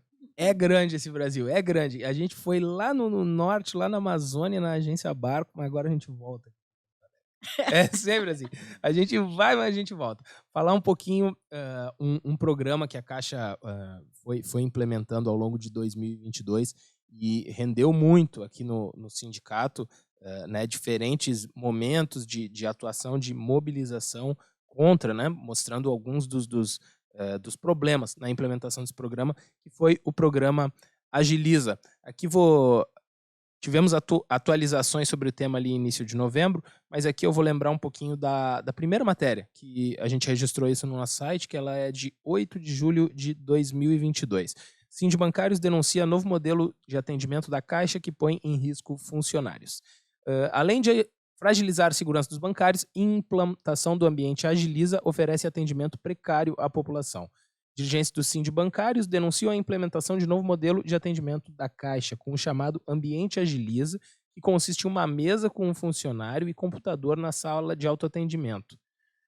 Às 9, o banco alega que quer acelerar os atendimentos, mas na realidade oferece um serviço precário e sem estrutura razoável aos clientes, além de submeter seus empregados a diversos riscos, já que ficam desprotegidos. Agilizou para quem, Simone? Para ninguém, né? Na verdade, agilizou para acontecer exatamente o que a gente previu. A gente estava prevendo naquele momento que a gente antecipou que era um desastre total o programa. Nós tivemos consequências desse programa. Tivemos uma colega agredida na agência principal da Caixa, aqui na Praça da Alfândega. A colega quase teve um olho vazado. Em um governo em que o portar armas indiscriminadamente é algo comum, era algo comum, a colega podia ter sofrido algo até pior, né? O Agiliza é um programa que coloca em risco tanto o funcionário que está ali fora, sem proteção nenhuma, quanto o próprio cliente. Se foi criada uma proteção com Dispositivo de segurança, uma exato, porta uma porta giratória. giratória, com seguranças, é por algum motivo. E aí, ironicamente, se diz que se criou o Agiliza porque, historicamente, não se precisa tanto desses dispositivos, porque não tem muitos assaltos. Sim, mas não tem muitos assaltos e muitas ocorrências, porque justamente temos esses dispositivos, né? E foi muito triste as cenas que nós presenciamos, né, de colegas estarem sentados totalmente sem conseguir enxergar o colega, Pressionados por todo o público, né, e correndo um risco total, além de expor a Caixa e expor todos os sistemas, né. Então nós mobilizamos, né, aqui no sindicato, nós fizemos algumas visitas e como se demorou a ter algumas soluções, nós tivemos a iniciativa de fechar uma agência e fechar a superintendência. Da Independência ali, Da né? Independência. Nós fechamos lá e aí a gente conseguiu ser ouvido pelo superintendente, né, Jailson. E eles viram que nós não estávamos brincando. Né, E que é assim, né? É a forma de agir do sindicato. Primeiro a gente busca conversar, negociar e tentar uma solução. Primeiro né? na boa. E se não der, a gente vai para o protesto. Né? Tem várias formas de protestar. Porque, na realidade, o Agiliza é engraçado, né? É uma gambiarra, mas é uma gambiarra, né, elaborada por alguém que pensou lá em Brasília, alguém que tem pós-graduação, pós-doutorado, né, aí fez uma gambiarra para resolver um problema anterior, que é a falta de pessoal. Na realidade, existe falta de pessoal para atendimento de uma população de mais baixa renda, certo? São população que tem que ser atendida, principalmente orientada no uso dos meios tecnológicos. Tá? Essa população deveria ter mais empregados fazendo esse atendimento. Tem agência que, ao invés de ter um empregado, deveria ter 3, 4 empregados fazendo esse tipo de atendimento, para dar conta da quantidade de pessoas a serem atendidas. Tem bairros que o atendimento ele pressiona mais, tem uma quantidade maior de pessoas a serem atendidas, né? Tem outros bairros que já isso não acontece. A realidade é totalmente diferente, né? Ao invés de colocarem mais empregados, ao invés da Caixa contratar, né, mais empregados, ao invés da Caixa fazer mais concurso, contratar mais gente, ela simplesmente pega e coloca um atendimento precarizado, né, e aí já se somando a um outro problema. a porta de segurança, pela lei, né, deve estar na entrada da agência. A Caixa recua e coloca esta porta de segurança lá no meio da agência, entre a sala de autoatendimento e o restante da agência. Onde estão os bancários, né? Isso, onde estão outros bancários, né? Porque tem, Ah, sim, tem já tem. bancários ali, né? Então, coloca um bancário para fazer o atendimento em condições precarizadas, junto com trabalhadores terceirizados, e esse bancário não vai dar conta, porque é uma demanda resultante da falta de pessoal. Ao invés de contratar mais pessoas, né, ela faz uma gambiarra. Então, nós somos frontalmente contrários a essa solução. Essa solução não resolve, traz sobrecarga de trabalho, traz sofrimento, risco de agressões físicas, riscos de assalto, vários riscos, né? E não resolve o problema. O que resolve é mais contratação de pessoal. Tá precisando de concurso na Caixa, né? E em relação a esse tema, não é tema para hoje, mas é sempre bom comentar rapidinho que estão tentando. A gente está na campanha pelo Veta Melo, porque agora existe a possibilidade, os vereadores aprovaram, a gente conta com a sensibilidade e o veto do prefeito Melo em relação à obrigatoriedade das portas giratórias nas agências bancárias aqui em Porto Alegre, né? Podemos gerar um precedente muito perigoso, né, Guará? A nossa função no sindicato, a nossa preocupação sempre é com a segurança, né? A proteção do trabalhador, né?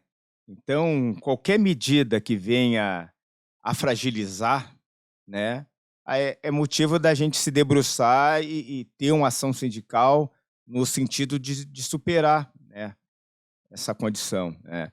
Não é só para a proteção do trabalhador, é uma proteção de todos, é a proteção do segurança que está ali, do vigilante, é uma proteção do próprio cliente, né? Então, sabe, essas medidas aí, a gente encara isso como se fosse uma maneira de economizar, sabe? De cortar gastos, de reduzir custos, sabe? Sabe? Indo contra a segurança de todos, sabe? Sim, expondo vidas, né? Exato, expondo as pessoas a um risco desnecessário, tá? Então a gente não, sabe, é um retrocesso e a gente não entende, só a ganância, né? A ganância dos banqueiros é que pode justificar, né, tomar uma medida que como o Jajá gosta de falar uma expressão, é um tiro no pé, né? É um tiro no pé do próprio banqueiro, um tiro no pé de todo mundo, sabe?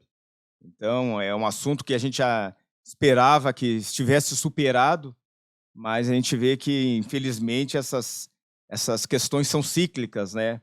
E a gente que está na direção do sindicato, a gente sempre tem que estar voltando, né, esses temas voltam à pauta e a gente tem que lá intervir, fazer uma ação sindical, né, fazer o que a gente pode para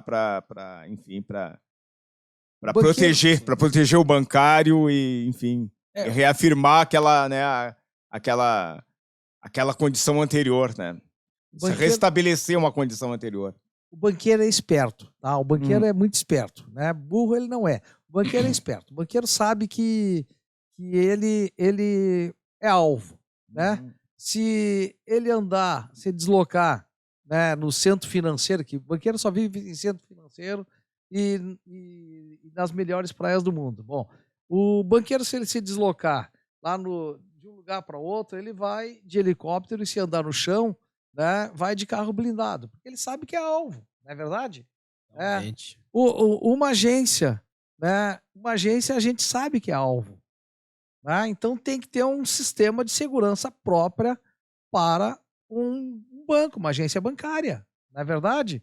Um banco não é uma carrocinha de cachorro-quente, né? Então tem que ter... E às vezes até a carrocinha assalta. É assalto, mas as dimensões, né? A proporção é bem diferente, né?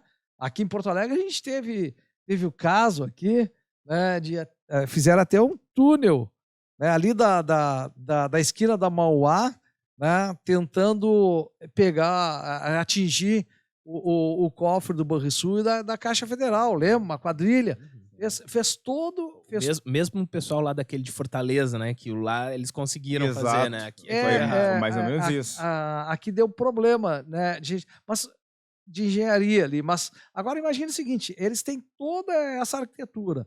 Os caras também, né, no interior, tem todo um trabalho, tem todo um planejamento, colocam cidades todas de reféns para assaltar uma agência bancária. Ora, a agência bancária é ou não é alvo?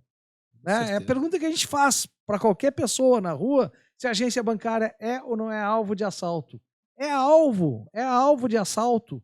Né? O que faz o nosso prefeito aqui no... Eu estou falando do prefeito, que foi aprovado pela Câmara, mas a maioria dos vereadores é base política do prefeito de Porto Alegre. Prefeito Melo tem maioria na Câmara de Vereadores. Então, o que acontece? Os banqueiros botaram mel na chupeta do prefeito. Pegaram, conversaram com o prefeito, esse prefeito, o Melo, ele só enxerga os grandes empreendedores. Ele não enxerga trabalhador, o prefeito vira as costas para trabalhador, o prefeito vira as costas para os bairros periféricos, para as comunidades, para as vilas.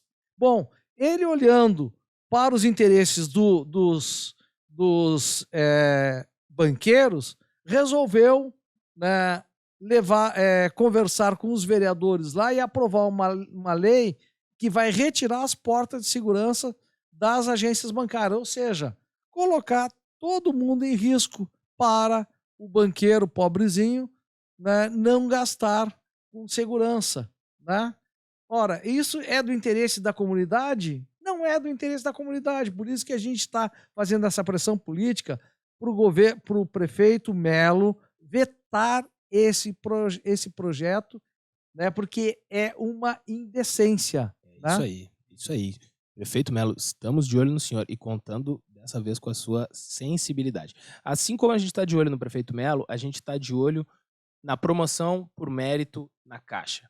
Notícia que a gente trouxe no nosso site em 18 de novembro de 2022, que os empregados apresentaram uma proposta para promoção por mérito na Caixa.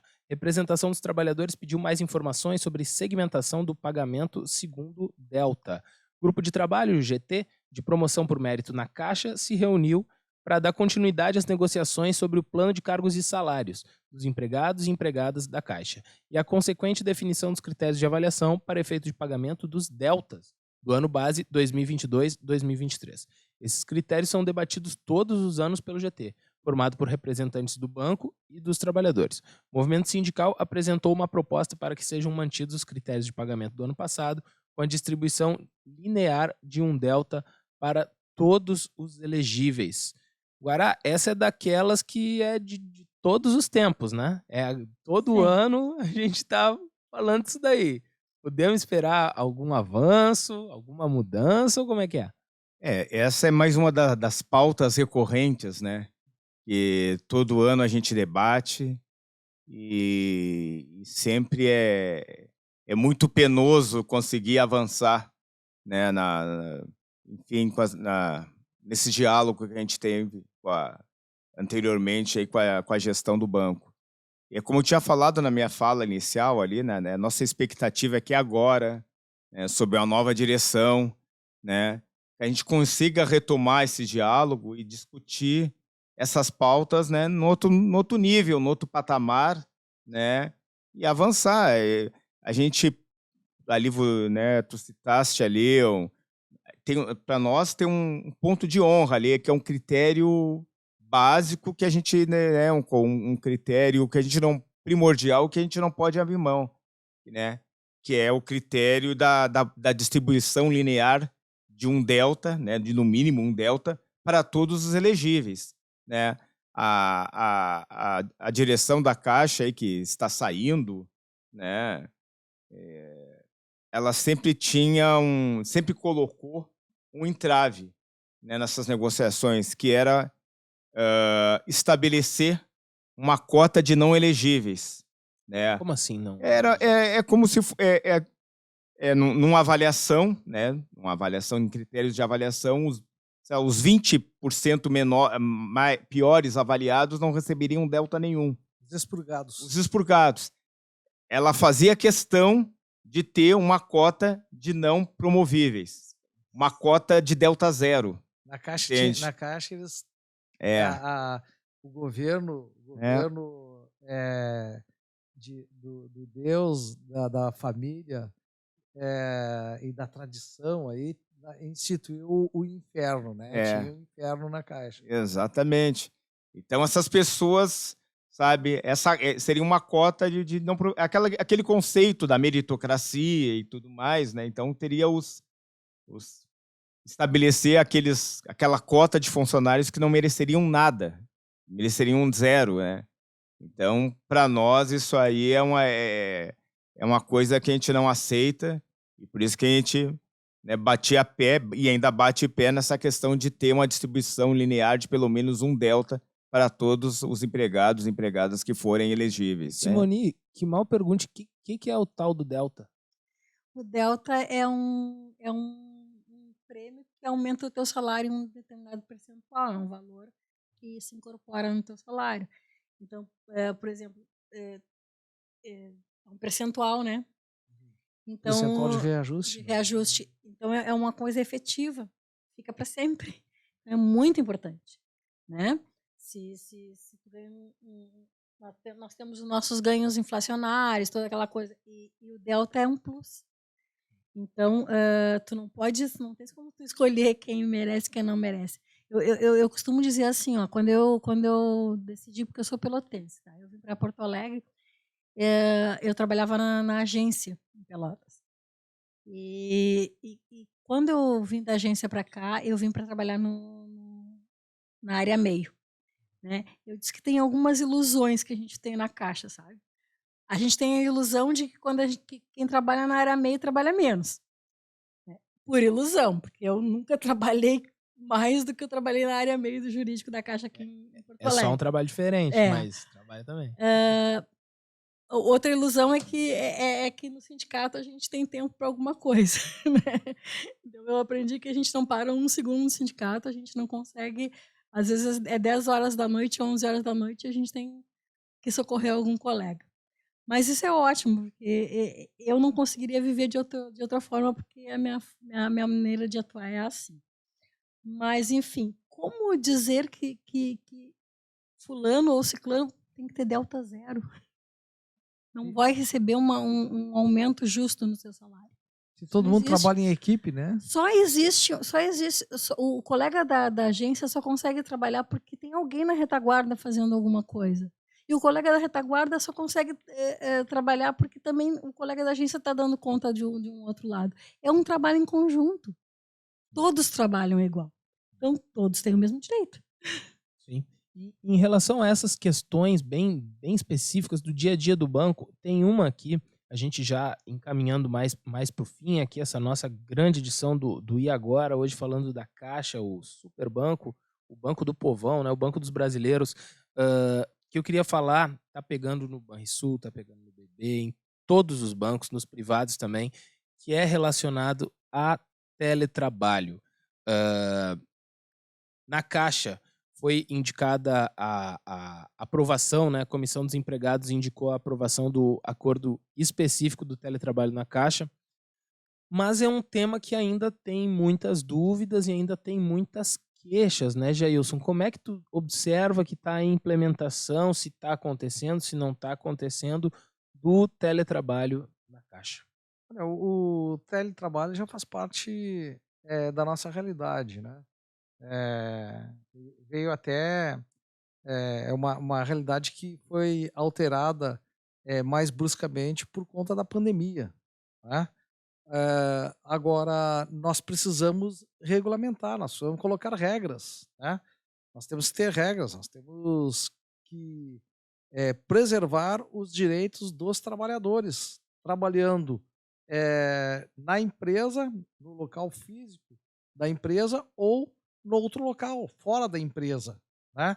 Então nós temos que ter regras que preservem os direitos trabalhistas dos trabalhadores, nós temos que ter regras que preservem a saúde, a integralidade da saúde Questão de mobiliário, né? trabalhador, Tudo isso. a questão da ergonomia, né? Tem que ter mobiliário que seja adequado, né, a cada trabalhador, né? E principalmente a demanda de trabalho. A demanda de trabalho. Isso é muito importante, porque nós tivemos algumas experiências aí, né, de teletrabalho sem regulamentação nenhuma.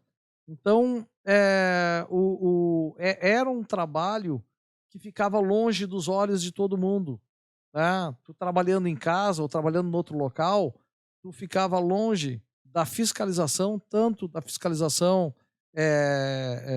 do Ministério do Trabalho, como da fiscalização dos sindicatos, né? Mas o trabalhador, ele recebia demandas por celular, recebia demandas pelas redes, né, sociais, e não tinha horário, né? Inclusive no final de semana, feriado, à noite, de madrugada, ou seja, né, ele ficava totalmente à disposição e fragilizado, porque tinha metas a cumprir, né, e não era levado em consideração se essas metas eram possíveis de serem cumpridas dentro da jornada dele. E quem é que fiscaliza isso? Como é que é fiscalizado, né, essa situação? Como é que ela é fiscalizada? Tudo isso tem que ser normatizado, Acordado, né? tudo isso tem que ser regulamentado, né? Mas como é uma coisa nova tanto para o empregador como para nós trabalhadores. Os sindicatos estão se debruçando nisso, né? A gente está fazendo uns primeiros acordos, né, que são experiências novas para nós.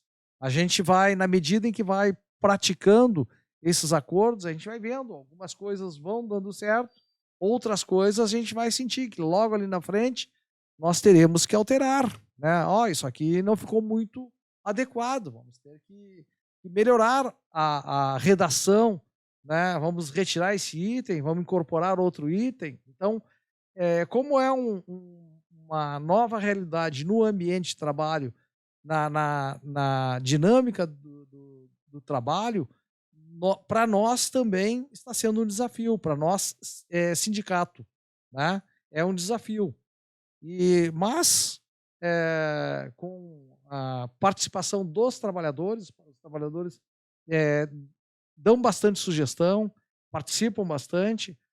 Eu tenho certeza que a gente vai avançar bastante, vai avançar a bom termo em acordos que preservem os interesses dos trabalhadores nessa nova modalidade. Com toda certeza.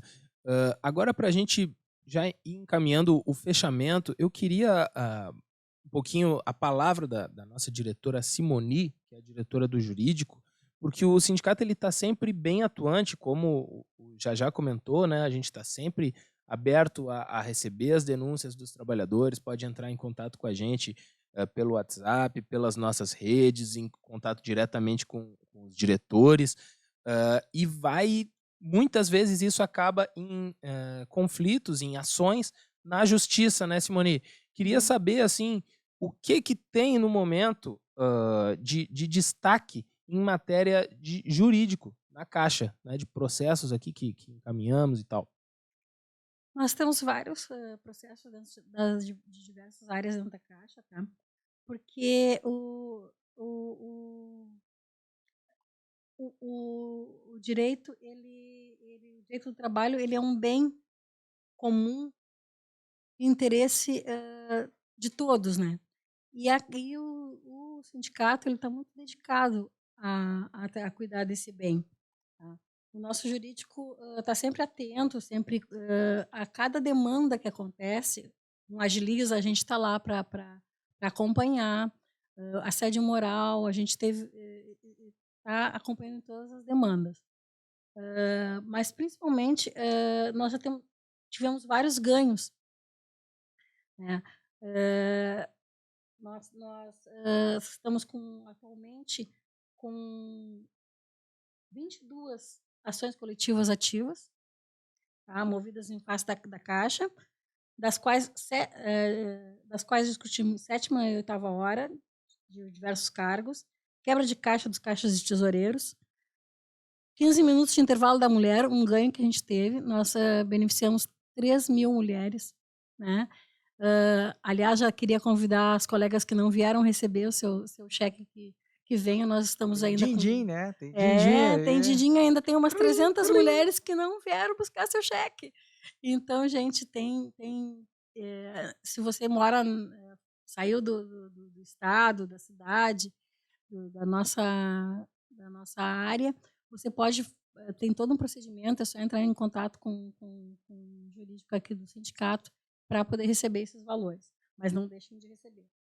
Nós estamos com várias ações coletivas. O escritório que está responsável pela Caixa aqui no sindicato é o escritório do Milton Fagundes, o Fagundes e Schneider. Aí o Milton ele é uma pessoa muito emblemática, né? Inclusive, nós tivemos a oportunidade na PSEF de ter um depoimento dele, e parafraseando o que ele falou, né? Ele disse que o direito do trabalho deve ser reconhecido como bem comum por se tratar de um elemento constitutivo da dignidade humana. Então, quando ele fala isso, eu que estou dentro da área jurídica, eu me encho de orgulho do que a gente está fazendo aqui dentro do sindicato, né? Porque a cada ação que a gente entra, a gente está defendendo o trabalhador, a gente está defendendo o mais importante do trabalho do sindicato, que é o trabalhador, tá?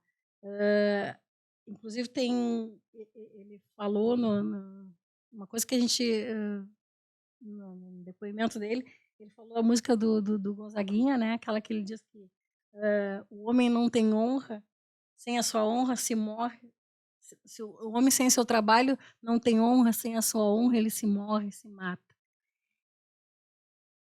Ao mesmo tempo que falando isso a gente acha legal, acha bonito, a gente tem visto na Caixa muitos casos tristes de pessoas perdendo a vida, perdendo a saúde, né? E a gente está aqui no sindicato defendendo isso firmemente, com todas as ações que a gente tem. A cada problema que o colega tem, ele recorre, a gente entrou juntamente com a FETRAF, com a ação dos 10 minutos do Caixa, que é uma norma que estava sendo cumprida há um tempo atrás, né? Caiu no esquecimento, está no normativo da Caixa. Está na lei? Está na lei e não foi cumprido. E assim, né? 17. E assim, né, Simone? Plantão jurídico, todos os dias. Todos os dias nós temos plantão jurídico. Tem a distância também, né? Assim, o plantão jurídico nós temos o atendimento presencial e o atendimento online. O atendimento online é exatamente igual ao presencial, ok? É como se tu estivesse dentro de uma sala de espera, tu vai esperar a tua vez de ser atendido, mas tu vai ser atendido exatamente da mesma forma. Os nossos advogados, eles estão ali presentes para atender os dois. Só não tem o meu cafezinho, né? Mas estão convidados a vir tomar um cafezinho aqui no jurídico, tá? Conversar sobre as ações. O nosso secretário, o José Cunha, ele está sempre, todos os dias ele atualiza todas as ações, ele pega toda a atualização do que está acontecendo em cada processo. Então, se você chegar, eu estou com um livro que ele me entrega, que ele renova diariamente, onde ele tem um relatório atualizado de todas as ações. Sextas-feiras, o Schneider e o Fagundes Schneider atendem o pessoal da Caixa também, que é o escritório credenciado que atende a Caixa, das 13h30 da tarde. Tá? Nesse horário, vocês podem vir pessoalmente ou ser atendidos online. É isso aí, não tem desculpa para não buscar os seus direitos. E agora, para fechar, Guará, 162 anos da Caixa, então vai ter bolo, vai ter festa no centro de Porto Alegre. Como é que é essa história, Guará? Pois é, tradicionalmente a gente faz um ato, né, em frente ali ao edifício Querência, né, na Praça da Alfândega, né, é um ato que a gente sempre tradicionalmente faz, né, às vezes denunciando, né, e também falando do papel da Caixa, né, a gente sempre é bom a gente restabelecer, né, da importância da Caixa, né, no cenário nacional, da importância da Caixa para os trabalhadores, da importância da Caixa para os menos favorecidos, né? E esse ano, né, no dia 12 de janeiro, ao meio-dia, vai ter um ato ali novamente da Caixa, né, a gente solicita, né, convoca, né, todos os empregados a participarem, a se somarem conosco aí, né, dessa atividade, né, como vai ter atração musical, vai ter a fala dos dirigentes, a fala, né, de algum bancário, enfim, que queira também ali, né, dar o seu recado, né, e aquela convite, né? Fica o convite, né? A gente vai passar também nas unidades, né? A gente já está convocando, né, nas redes sociais, né? Vai passar nas unidades, enfim, para, né, enfim, fortalecer, né, e esse convite, né? E é importante, né? É importante, sobretudo nesse momento, né, que a gente tem de reconstrução do país, né? A Caixa vai ser um instrumento importante na reconstrução do país, né? Então, eu acho que é um momento que nós estamos num cenário, né? Entrando num cenário que é muito importante a gente fazer essa atividade, né? Ir lá dar o nosso recado, né? Para as pessoas, para os empregados, para a população de Porto Alegre. Né? Com toda certeza. Diga isso, Moni. E vai ter salchipão. Olha aí. Tá certo, então, pessoal. A Caixa é um banco, é o banco mais antigo, né? Do Brasil, remonta lá os tempos do Império. Né? Penhor. Isso. Temos ainda penhor na Caixa. Além disso, pela Caixa passam vários programas sociais do governo federal. Passa o Fundo Nacional de Saúde, o Bolsa Família passa pela Caixa Federal, o Programa Nacional de Alimentação Escolar, o Fundeb, que dá sustentação para educação básica, né? E o Fundo Nacional dos Municípios, né? E só para a gente ter ideia, né, metade dos municípios, esses programas, para metade dos municípios aqui do Rio Grande do Sul, o somatório desses programas correspondem a 100% da arrecadação dos municípios. Para ver o quanto é importante a vida de um banco público nos pequenos municípios, nas localidades mais periféricas. Então, a Caixa Federal, enquanto banco público, né, o povo tem que comemorar a existência da Caixa. E nós vamos estar comemorando ali na frente do edifício Querência, que é ali na Rua dos Andradas, número 1000, né, na Praça da Alfândega, soltando balão, né, só não vamos soltar foguete, né, Não, por causa dos bichinhos. por causa dos bichinhos, né, mas a gente vai estar fazendo bastante barulho, cantando parabéns para a Caixa e cortando um bolinho de aniversário. Né? É isso aí. Então tá, aqui na Caixa, pelo jeito, o clima que nem aquele samba do Revelação. O ar que se respira, agora inspira novos tempos. Reforçando o convite, quinta-feira, 12 de janeiro, às 12 horas, ali no Querência, no centro de Porto Alegre. Aqui, hoje, estivemos neste segundo bloco. Guaraci Gonçalves, Simone Medeiros, Jailson Prodes, o Jajá. E aqui eu apresentando Caio Venâncio, mas não se faz nada sozinho. Na técnica, Super Diego Nordelis. Também com ele, Júlio Quiroga. Na coordenação da comunicação, Aline Adolfs. Valeu, pessoal!